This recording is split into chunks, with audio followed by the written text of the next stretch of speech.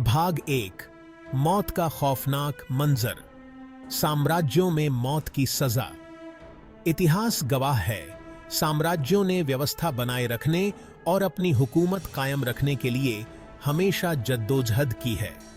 इसका एक तरीका रहा है मौत की सजा, जो सबसे लंबे समय तक चलन में रही और सबसे खौफनाक भी। रोमन साम्राज्य में दी जाने वाली दर्दनाक सूली की सजा से लेकर एज़टेक सभ्यता के धार्मिक बलिदान तक, मौत राज्य या देवी देवताओं को न मानने के भयानक परिणामों की याद दिलाती थी। फांसी देने के तरीके अलग अलग होते थे, जो अक्सर उन साम्राज्यों के सांस्कृतिक मूल्यों, धार्मिक विश्वासों और राजनीतिक माहौल को दर्शाते थे जिनके द्वारा ये सजाएं दी जाती थीं। हालांकि मौत की सजा का मकसद अपराधों को रोकना और व्यवस्था बनाए रखना था, लेकिन इसके लिए इस्तेमाल किए जाने वाले तरीके अक्सर सिर्फ व्यावहारिकता से कहीं बढ़कर होते थे। इन्हें सोच समझकर इस तरह तैयार किया जाता था कि उनसे एक संदेश जाए, लोगों में खौफ पैदा हो और उन शक्तिशाली व्यवस्थाओं को और मजबूत बनाया जा सके जिनकी वजह से ये विशाल साम्राज्य टिके हुए थे। इन फांसियों को सार्वजनिक रूप से देना बेहद अहम था, जिससे लोगों को मारने की ये प्रक्रिया एक नाटकीय तमाशे में बदल जाती थी और इसे देखने वाले हर व्यक्ति के लिए एक चेतावनी का काम करती थी। फांसी देने के तरीके का चुनाव अक्सर गहरा प्रतीकात्मक अर्थ रखता था। उदाहरण के लिए, सूली पर चढ़ाना प्राचीन रोम में केवल फांसी देने का तरीका नहीं था, बल्कि यह रोमन प्रभुत्व और उनके शासन को चुनौती देने के परिणामों का एक शक्तिशाली प्रतीक था। इसी तरह एज़टेक बलिदानों से जुड़े विस्तृत रीति रिवाज उनके धार्मिक विश्वासों और ब्रह्मांड के बारे में उनकी समझ से गहराई से जुड़े थे। रोमन, मध्ययुगीन यूरोपीय, एज़टेक, मंगोल और फारसी, इन अलग अलग साम्राज्यों में दी जाने वाली मौत की सजा के बारे में विस्तार से जानने पर हमें न केवल इन प्राचीन समाजों की क्रूरता के बारे में गहरी समझ मिल सकती है, बल्कि सत्ता, धर्म और संस्कृति के उस जटिल संबंध के बारे में भी पता चलता है जिसने उनके विश्व दृष्टिकोण को आकार दिया।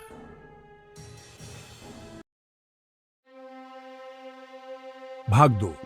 रोमन क्रूरता।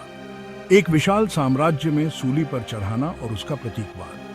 प्राचीन दुनिया की क्रूरता को रोमन लोगों द्वारा सूली पर चढ़ाने की प्रथा से ज्यादा भयावह तरीके से शायद ही कोई और चीज दिखा पाती है। फांसी देने का यह दर्दनाक तरीका मुख्य रूप से गुलामों, विद्रोहियों और निम्न वर्ग के लोगों के लिए था। यह रोमन कानून की पहुंच और क्रूरता की एक कठोर याद दिलाता था। दोषी को लकड़ी के क्रॉस पर कील ठोंक कर या बांध दिया जाता था और उसे धूप, थकावट या दम घुटने से धीमी और दर्दनाक मौत मरने के लिए छोड़ दिया जाता था। सूली पर चढ़ाना केवल फांसी देने का तरीका नहीं था, बल्कि यह एक सोची समझी रणनीति थी जिसका मकसद लोगों में खौफ पैदा करना और विरोध को कुचलना था। अक्सर सार्वजनिक जगहों पर दी जाने वाली इन फांसियों की वजह से लोगों को हमेशा इस बात का डर बना रहता था कि रोमन शासन को चुनौती देने का क्या नतीजा होता है। दोषी व्यक्ति की बढ़ती पीड़ा सभी को साफ दिखाई देती थी, जिसकी वजह से अपराधियों और विद्रोहियों को सबक मिलता था और वे ऐसा करने से पहले 100 बार सोचते थे। सूली पर चढ़ाने के अपने व्यावहारिक कारणों के अलावा इसका रोमन लोगों के लिए गहरा प्रतीकात्मक महत्व भी था। यह सजा सबसे घृणित अपराधियों को दी जाती थी। यह इस बात का प्रतीक था कि वे राज्य के दुश्मन हैं। किसी व्यक्ति को क्रॉस पर कील ठोंकने की प्रथा, जो कार्थाजिनियों से ली गई थी, रोमन प्रभुत्व और उन लोगों को कुचलने का प्रतीक थी जिन्होंने उनका विरोध करने की हिम्मत की थी। सूली पर चढ़े हुए ईसा मसीह की छवि बाद में ईसाई धर्म का एक महत्वपूर्ण प्रतीक बन गई और इस तरह रोमन शक्ति के इस प्रतीक को त्याग और मुक्ति में बदल दिया गया। हालांकि रोमन दुनिया में सूली पर चढ़ाने के असली संदर्भ को याद रखना जरूरी है। यह डर और भय के जरिए व्यवस्था बनाए रखने के लिए बनाया गया एक क्रूर और सार्वजनिक तमाशा था। भाग 3। मध्ययुगीन यूरोप। भयानक फांसी से लेकर आखिरी आग तक।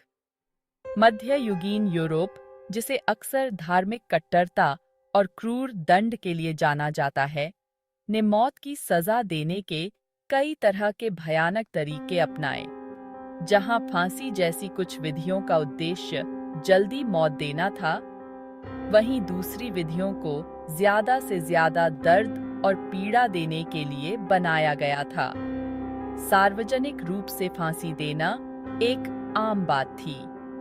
यह मनोरंजन और पाप तथा अपराध के परिणामों की एक कठोर याद दिलाने का काम करता था।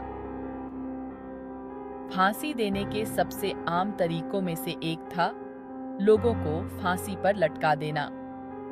यह अक्सर सार्वजनिक चौराहों पर लगाए गए साधारण लकड़ी के फंदे का उपयोग करके किया जाता था।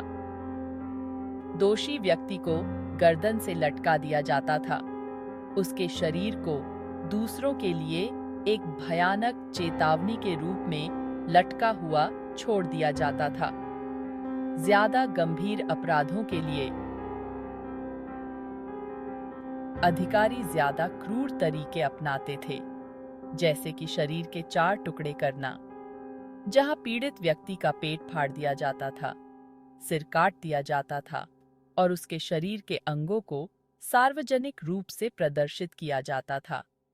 दांव पर जलाना, जो अक्सर विधर्मियों और डायनों को सताने से जुड़ा था, लोगों के मन में एक खास तरह का डर पैदा करता था। दोषी व्यक्ति को एक दांव से बांध दिया जाता था और जिंदा जला दिया जाता था। उसकी चीखें आग की लपटों में दब जाती थीं।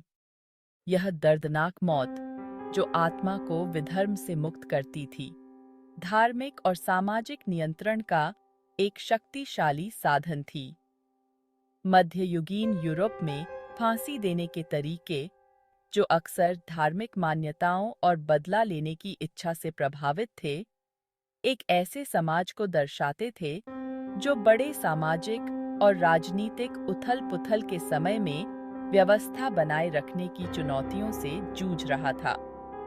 क्रूरता के ये सार्वजनिक प्रदर्शन, हालांकि आधुनिक मानकों से बर्बर थे, मध्ययुगीन न्याय प्रणाली का एक अभिन्न अंग थे, जो एक चेतावनी, मनोरंजन का एक रूप और सामाजिक मानदंडों को मजबूत करने का एक साधन थे। भाग 4 एज़टेक दुनिया, देवताओं के नाम पर धार्मिक बलिदान। मेसो अमेरिका के बीचों बीच एज़टेक साम्राज्य मौत की सजा का एक ऐसा रूप अपनाता था जो उनके धार्मिक विश्वासों और विश्व दृष्टि से गहराई से जुड़ा था। मानव बलि। अन्य साम्राज्यों के विपरीत, जो मुख्य रूप से सजा या सामाजिक नियंत्रण के रूप में फांसी का इस्तेमाल करते थे, एज़टेक लोगों का मानना था कि मानव हृदय और रक्त का बलिदान ब्रह्मांडीय संतुलन बनाए रखने और ब्रह्मांड के निरंतर अस्तित्व को सुनिश्चित करने के लिए जरूरी है। एज़टेक मंदिर, ऊंची इमारतें जिन्हें जटिल नक्काशी से सजाया गया था, इन विस्तृत और अक्सर भयावह अनुष्ठानों के लिए मंच का काम करते थे। पीड़ित, जो अक्सर पड़ोसी कबीलों के पकड़े गए योद्धा होते थे, को मंदिर पिरामिड के शीर्ष पर ले जाया जाता था, जहां पुजारी धार्मिक वेशभूषा में सजे होते थे, ऑब्सीडियन चाकू का इस्तेमाल करके उनके दिल को काट देते थे। हृदय, जिसे आत्मा का आसन माना जाता था, देवताओं को चराया जाता था, जबकि शरीर को अक्सर मंदिर की सीढ़ियों से नीचे फेंक दिया जाता था।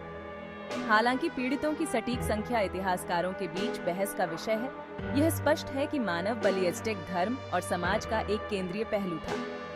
ये अनुष्ठान केवल क्रूरता के कार्य नहीं थे, बल्कि गहरे प्रतीकात्मक कार्य थे, जो ब्रह्मांड में अपनी जगह के बारे में एज़टेक समझ को दर्शाते थे। उनका मानना था कि देवताओं, जिन्होंने मानवता को बनाने के लिए खुद को बलिदान कर दिया था, बदले में रक्त और हृदय की नियमित भेंट की मांग करते थे। मानव बलि की प्रथा, हालांकि आधुनिक मानकों से घृणित है, को एज़टेक विश्वासों और विश्व दृष्टि के संदर्भ में समझा जाना चाहिए। यह एक जटिल और बहुआयामी अनुष्ठान था, जो न केवल सजा के रूप में काम करता था, बल्कि देवताओं को प्रसन्न करने, ब्रह्मांड के निरंतर अस्तित्व को सुनिश्चित करने और सामाजिक व्यवस्था बनाए रखने का एक साधन भी था।